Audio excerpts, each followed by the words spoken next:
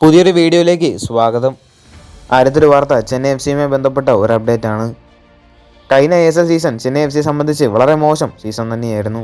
Club മോശം പ്രകടനം കാഴ്ചവെക്കുകയും തുടർച്ചയായിട്ട് ഒരുപാട് മത്സരങ്ങളിൽ പരാജയപ്പെടുകയും ചെയ്തിരുന്നു. എന്നാൽ പോലും കോച്ചായിട്ടുള്ള ഓവൻ കോയലിനെ ക്ലബ്ബ് പുറത്താക്കിയേക്കില്ല എന്നുള്ള വാർത്തകളാണ് പുറത്തു വരുന്നത്. ഇനി ചെന്നൈ എഫ് സിയുടെ സൈനിങ്സിൻ്റെ കാര്യത്തിലേക്ക് വരുമ്പോൾ സൈനിങ്ങുകളുടെ കാര്യത്തിലും ക്ലബ്ബ് പിന്നിലാണ്. കഴിഞ്ഞ ദിവസം ചെന്നൈ എഫ് സിയുമായി ബന്ധപ്പെട്ട എന്തെങ്കിലും അപ്ഡേറ്റ് ഉണ്ടോ എന്ന് മാർക്കസിനോട് ഒരു ആരാധകൻ ചോദിച്ചിരുന്നു. നിലവിൽ ചെന്നൈ എഫ് സി സൈനിങ്സ് ഒന്നും നടത്തിയിട്ടില്ല എന്നായിരുന്നു മാർക്കസിന്റെ മറുപടി.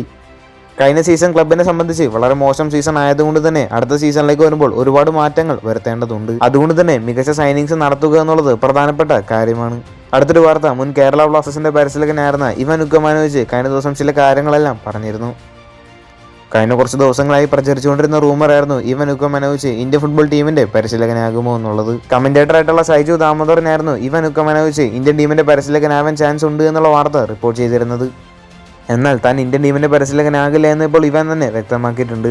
ഇന്ത്യൻ ടീമിന് ഒരു ചലനവും ഉണ്ടാകില്ല എന്ന് ഇപ്പോൾ ഇവാൻ പറഞ്ഞിരിക്കുകയാണ്. അദ്ദേഹം പറഞ്ഞിരുന്നൊരു കാര്യം ഇതായിരുന്നു, പെപ്പ് ഗാർഡിയോളയും ജോസെ മൗറിനിയോയും ഒരുമിച്ച് വന്ന് പരിശീലിപ്പിച്ചാലും ഇപ്പോഴത്തെ ഇന്ത്യൻ ടീമിന് ഒരു മാറ്റവും ഉണ്ടാക്കാൻ സാധിക്കില്ല.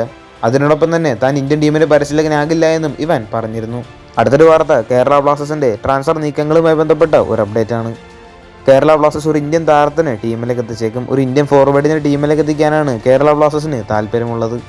ഒരുപാട് താരങ്ങളെ ഇപ്പോൾ കേരള ബ്ലാസ്റ്റേഴ്സ് നോട്ടമിട്ടിട്ടുണ്ട്. നോർത്ത് ഈസ്റ്റിന്റെ താരമായിട്ടുള്ള ജിതിൻ MS-നെ എല്ലാം ടീമിലേക്ക് എത്തിക്കാൻ കേരള ബ്ലാസ്റ്റേഴ്സിന് താല്പര്യമുണ്ടായിരുന്നു എന്ന വാർത്തകളെല്ലാം പുറത്തു വന്നിരുന്നു. എന്നാൽ നിലവിൽ ഇപ്പോൾ ജിതിൻ MS നോർത്ത് ഈസ്റ്റുമായിട്ട് കരാർ പുതുക്കിയിരിക്കുകയാണ്. എന്നിരുന്നാലും ഒരു ഇന്ത്യൻ ഫോർവേഡിനെ കേരള ബ്ലാസ്റ്റേഴ്സ് ടീമിലേക്ക് എത്തിക്കുമെന്നാണ് പ്രതീക്ഷിക്കുന്നത്.